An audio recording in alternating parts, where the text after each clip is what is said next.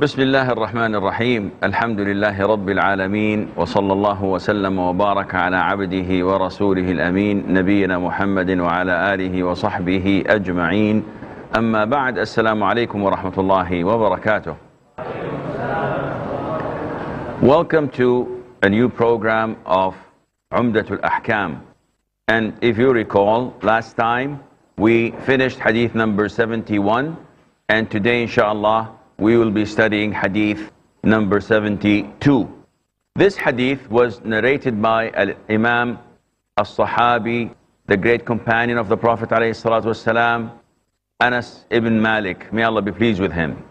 He said that my grandmother, Mulaika, may Allah be pleased with her, invited the Prophet ﷺ for a meal which she has prepared herself. The Prophet answered the invitation. He ate from the meal, and afterwards he said, "Get up, let me lead you in prayer." Of course, we know that this is a great honor. And Anas says that I took my hasir, which is a mat, and I washed it because it was darkened because of the prolonged time it was used. And the Prophet of Allah stood on it. The orphan and I aligned behind him, and the old lady, my grandmother Mulaika, stood behind us. The Prophet of Allah led us in prayer and offered 2 rak'ahs and then left. This is the version of Al-Bukhari. In the version of Imam Muslim, a different story, but the same situation. Anas also narrated that the Prophet prayed with him and his mother, Sulaim, and he made Anas stand to his right, and the woman, that is his mother, behind them. From this hadith, we learn a number of lessons. Among them is, before we go into the position of those praying behind the Imam, who should be in front of who, we learn from this hadith how humble the Prophet was, alayhi salatu wasalam. It was reported in the Sahih hadith that a young girl with a problem would come to the Prophet alayhi salatu wasalam to complain about her problem, holds his hand, and she leads him in the streets of Medina talking to him about her problem. And the Prophet alayhi salatu wasalam does not pull his hand because he wants to listen to her problem. How humble that is. We all know that in the hadith where a man was summoned in front of the Prophet ﷺ, he was brought in front of him trembling and shaking out of fear. And the Prophet ﷺ calmed him down by saying, "Take it easy, my friend. I am only the son of a woman who used to eat dry meat in Mecca. I'm just a normal man. My mother was not a queen. She used to eat dry meat." And because the Prophet ﷺ was the mercy of Allah. And not only that, to the extent that one of the companions was in his house, the Prophet came and he requested to enter. What does a person who requests to enter say? "Assalamu alaikum, a'adkhul." The Prophet said this, "Assalamu alaikum wa rahmatullah." A'adkhul once, twice, and thrice. And every time he used to say this, the companion from inside the house would say in a very low voice, "Wa alaikum assalam wa rahmatullahi wa barakatuh." And in the third time, the Prophet left, as the sunnah is. You ask for 3 times for permission and then you leave. As he was leaving, the companion came out and said, "Come in, O Prophet of Allah." And the Prophet of Allah said, "Why didn't you allow me in the first time?" And the man said, "O Prophet of Allah, you were saying, may peace and mercy of Allah be upon you. Shall I enter? This is dua. You're making dua. You want me to cut this from the first time? No, I want you to say it 3 times. So the Prophet did what any companions would have wished for. And that is, he said, "Let me pray, let me lead you in prayer." So Anas, what he did was, he went into a mat. Hasir is a mat usually made of straw, of small pieces of straw put together, and attached in a certain manner. Sometimes people use it as a blanket. Sometimes they sit on it. Sometimes they serve food on it. The companions were not rich. They didn't have like 10 or 20 of those. Nowadays, when we eat on the floor, we bring sort of disposable mats that we eat on, and then we throw them in the garbage, not knowing that this pollutes the environment because it's made of plastic, and this is not recyclable by nature. So it's going to pollute the environment, and we're spending money just because it is convenient not to wash it, to spend 2 more minutes cleaning it. So just throw it, and that is it. At the time of the companions, no. They didn't have money. So maybe the only thing that they had in the house was this mat. And it was darkened. It became black. Because imagine if you use it for multi-purpose, this would eventually happen to it. So he washed it. And even if you wash it, if you put it in a washing machine, it's not going to be as clean as it used to be. But they tried. The Prophet prayed on it, alayhi salatu wasalam. And this is another sign of his humbleness. If someone offers you such a mat to sit on, would you sit on it? No, it's going to make my clothes dirty. I don't know what you did on it. I don't know what you ate on it. Not the Prophet alayhi salatu wasalam. It's washed, there is water on it, khalas, it's clean. And he led them in prayer in 2 rak'ahs. Now, the significance of this hadith is to show us where people stand. And from this hadith, we understand that if there are more than one praying behind the Imam, they should make a row. So the Prophet was the Imam, the leader. Behind him was an orphan, someone of the companions, a young orphan. And what is the definition of orphan? An orphan is a person who his father has died before reaching the age of puberty. If the child reaches the age of puberty, he's not an orphan anymore. So if someone comes to me and says, Sheikh, where is your father? I said, Allah, I'm an orphan. No, this is not true. And if you want to support me and provide for me so that you would be sponsoring an orphan, no, this is not applicable because I've reached, I believe, the age of puberty long time ago. So this is the definition of orphan, because so many times people say, I've been sponsoring an orphan, mashallah. How old is he? He's in college. No, this is not, he's not an orphan anymore. Maybe he's needy. But when the Prophet says, me and those who sponsor an orphan are like this on the Day of Judgment in Jannah. So this is only for those who did not reach the age of puberty. Once the child reaches the age of puberty, he is not an orphan anymore. So, going back to the hadith, the Prophet ﷺ stood at the beginning, an orphan and Anas stood behind him, and the grandmother stood at the back. And this is the sunnah. And this is what is mandatory. So, we learn that a woman's place is always behind men. And in a similar hadith, when the Prophet led the prayer with Anas did not stand behind him. Why? Because he was alone. So he stood next to the Prophet to his right. Yet Sulaim, may Allah be pleased with her, stood at the back. Meaning that a woman's position is always behind men.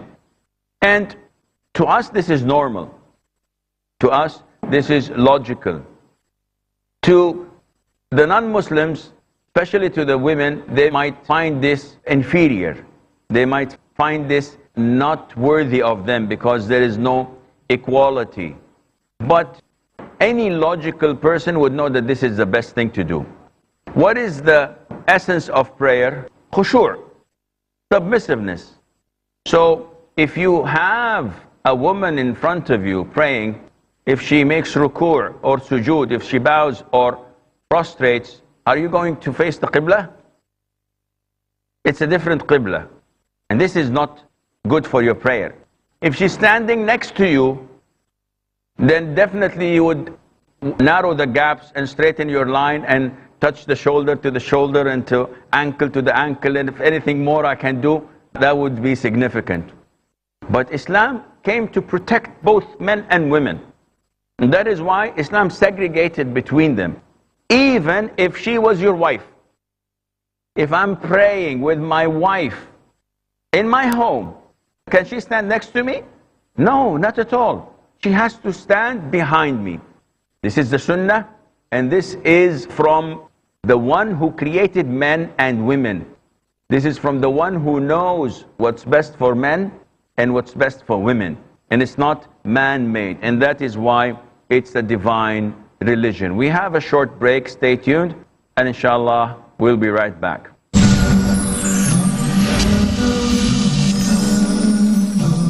Assalamu alaikum wa rahmatullah, and welcome back. The hadith of Anas ibn Malik also teaches us that it is permissible to offer voluntary prayer in congregation, but not to have this as the norm. Meaning, if some of my students, for example, come to me in the middle of the night saying that we would like to pray with you night prayer, is it permissible? Yes, if I'm going to do this once or twice a month, so that we would prolong our prayers, or they would learn from me how to pray, or to have a dars or a lesson together, this is okay. The Prophet prayed with Anas ibn Malik, voluntary prayers. He prayed night prayer with Abdullah ibn Mas'ud, with Hudayfa ibn al-Yaman, with Abdullah ibn Abbas, with all of his wives. So he used to pray night prayer in congregation, but it was not the norm. Not every single night we make it like Taraweeh. This becomes a bid'ah. This becomes an innovation. Therefore, if you go to someone's house and you want to pray congregation prayer, voluntary prayer, this is permissible, but don't make it as a habit, first of all. Second of all, be careful that they are not requesting you to pray for them because they think that you are barakah. If this is the case, this is forbidden. Why? Because you do not seek the barakah except from the owner of the barakah, and that is Allah Azza wa Jal. We know that barakah exists. Barakah can be in time. Barakah can be in location. Barakah can be in substances. Barakah can be in Quran. Barakah in time. We know that Laylatul Qadr, the night of decree, is more blessed than any other night. Isn't that so? We know that the 10 days of the Hijjah are the best days of the whole year. We know that Jumu'ah, Friday, is more blessed than the other days of the week. So we know that there are certain blessed times. The 4 sacred months of the year. The 3 months of Al-Hajj. All of these are sacred times that Allah Azza wa Jal has blessed. We know that there are locations that are blessed more than others, such as Mecca, Medina, Arafah, Bayt al-Maqdis, Masjid al-Aqsa.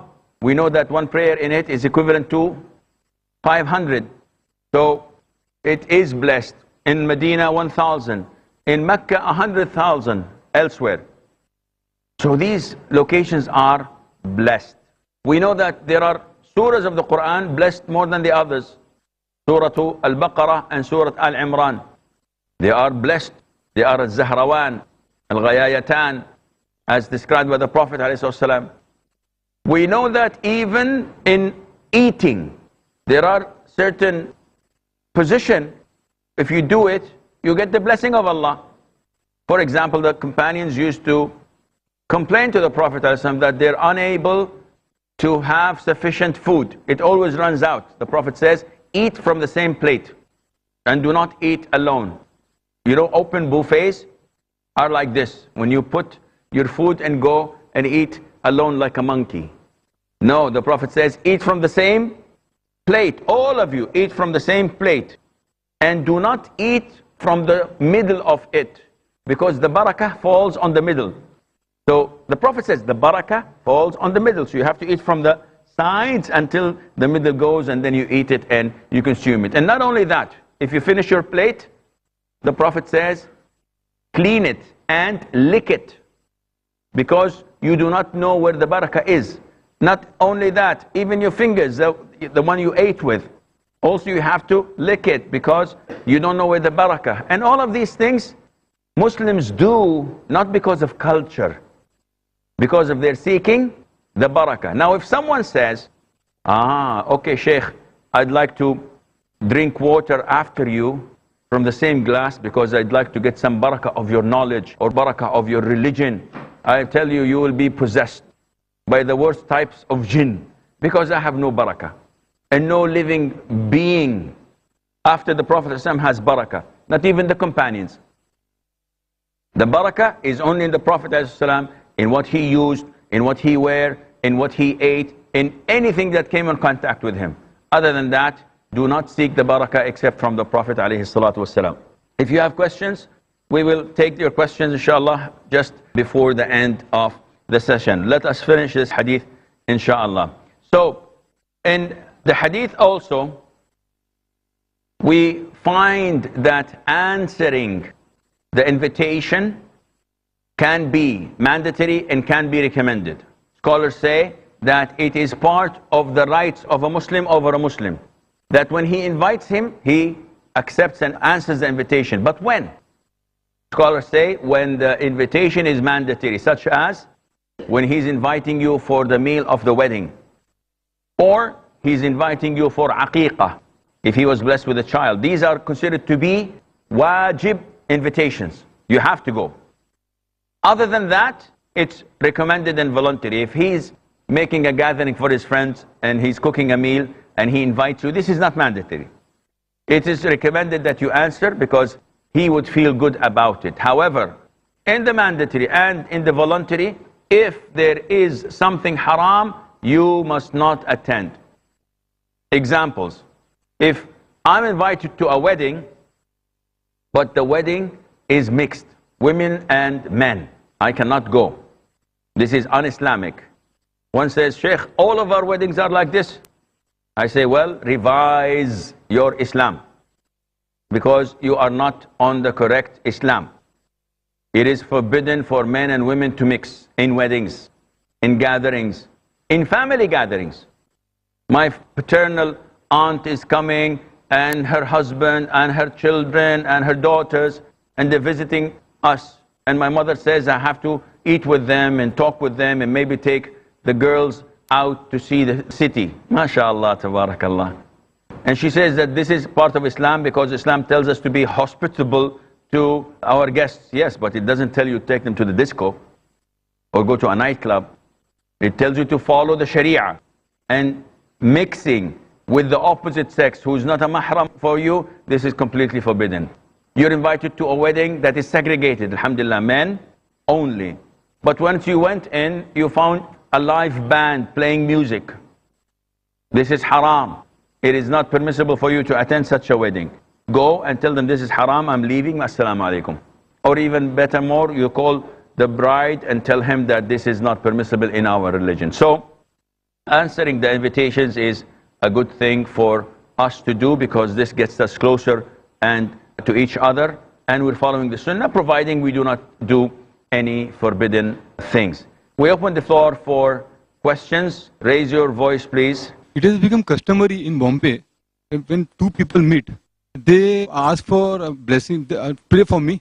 While going for Hajj also, they say that pray for me. Can you? Okay, if I understand your question correctly, if you're asking about when I meet people in Mumbai or anywhere and we depart, they say pray for me or don't forget us from your dua. And likewise, if someone is going for Hajj, we tell him please don't forget us from your dua. Is this your question?